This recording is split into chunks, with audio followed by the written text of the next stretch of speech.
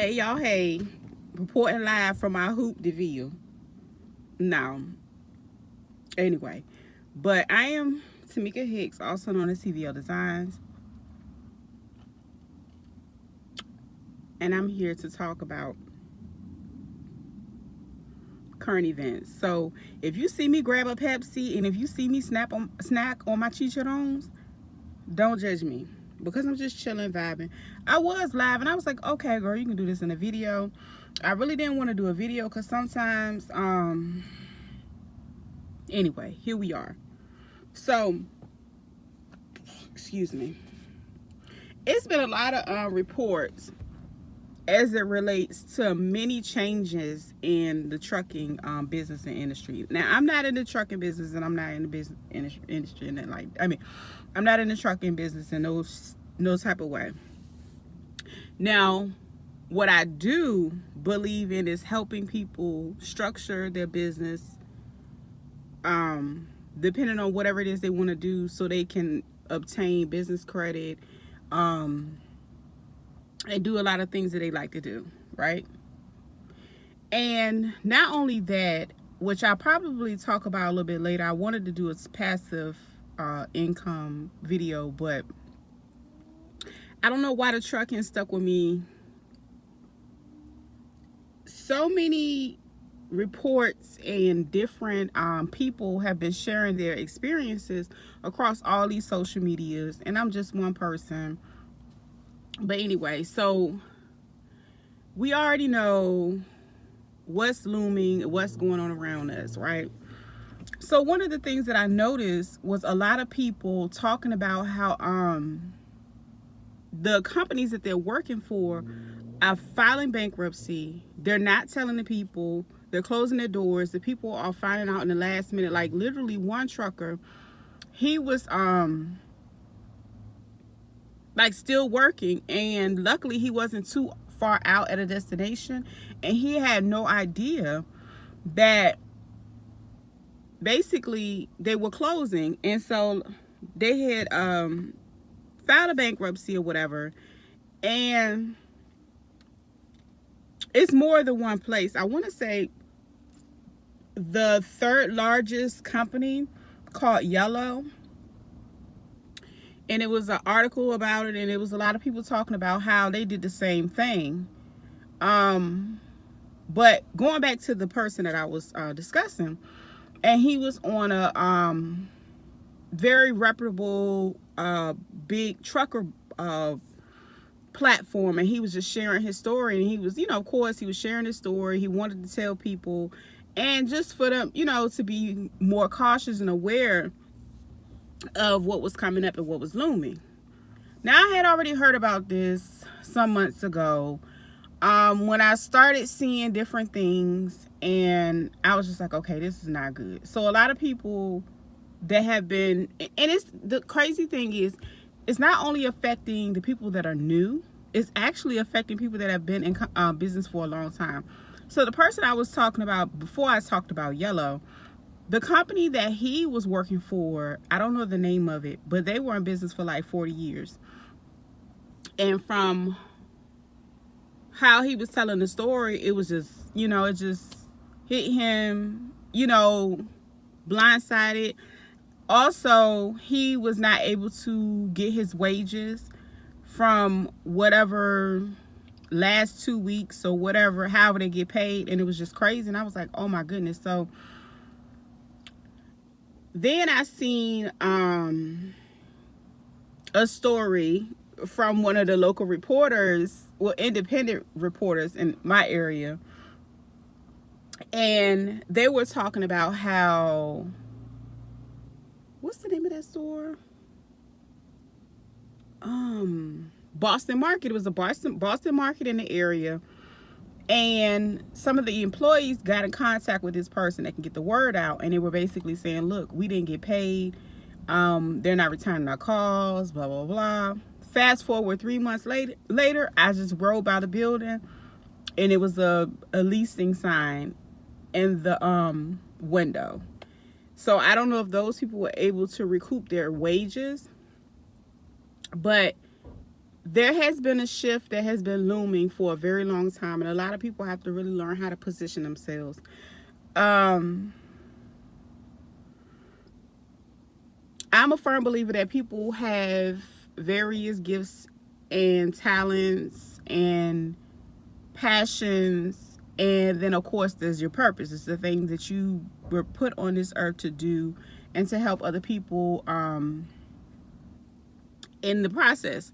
So finding out what it is you're good at, finding out those things are very important in this season, because those are the things that are going to help sustain some of the people, like you individually. If you have a business, if you wanted to start a business, you will be able to do that as well, and also help your family and the people around you. So I just wanted to touch on the I'm not just going to say it was just that industry, because it's more than one industry that's being affected. At the end of the day, you can see a lot of job listings at these places, but a lot of times these listings are just to make it seem like their company is still doing well, so it don't mislead the people around them. I'm going to give an example of one more place, now that I can like really discuss it, because a friend of mine was working for Goodwill. And Goodwill, you know, is one of the biggest nonprofits. Of course, they help a lot of people that wouldn't generally have the opportunities. They train, they do a lot of different things. Now, when you go into the retail side, that stuff is a little pricey. So with inflation, with people wages not going up, people losing wages, they're not shopping as much. They're only going to get the necessities. They're going to get things that they need. They're not doing a whole bunch of frivolous shopping. So it was reported to me that their solution to not making enough money from the customers that they were driving in, you know, foot wise, because, you know, they have an online thing as well where they bid and electronics, you know, I guess they did that, you know, eventually. But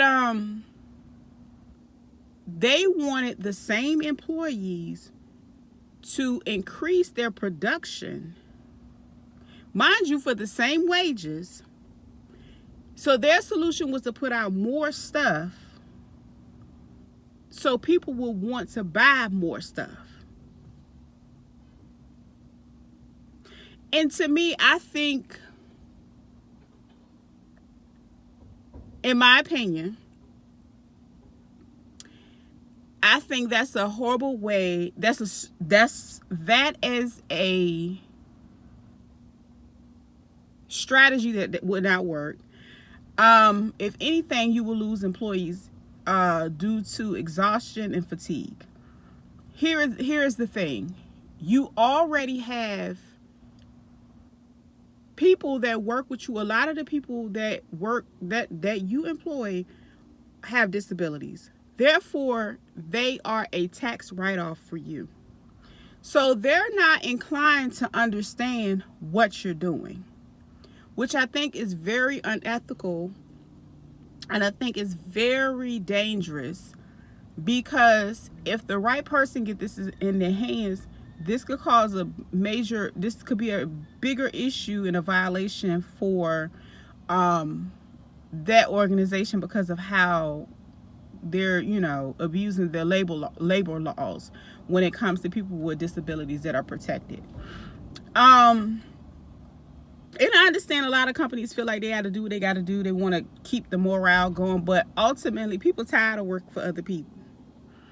So I just thought that was a very interesting piece as it relates to that organization, because, you know, you have the nonprofit, but then you have the retail side as well that brings in revenue in order to fund the nonprofit. So I just thought it was very interesting. They're no different than any of a lot of other companies. I noticed that some of the listings that they put up, they were putting up and as if they were actually hiring for certain things, and it did not seem that they were really hiring. Like every 2 weeks they would start recycling certain positions, and I was like, okay, this is a thing that's going on everywhere. So with that being said, finding ways to make extra income is going to be a really, really big thing for people. That is when you're going to really have to start putting your hand to the plow. Learning how to make things, handmade things. Now, I'm not a big fan for shipping physical products. However, I think it can be quite lucrative, depending on the market that you're in and what you're making. And finding a way to teach something that can help somebody put themselves into a position, or to help them a little bit more in their business strategy, can be another great recommendation as well. So passive income is a really good thing that can help.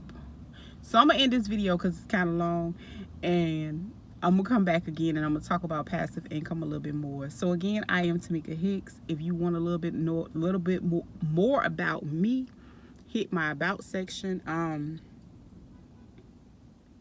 Yeah.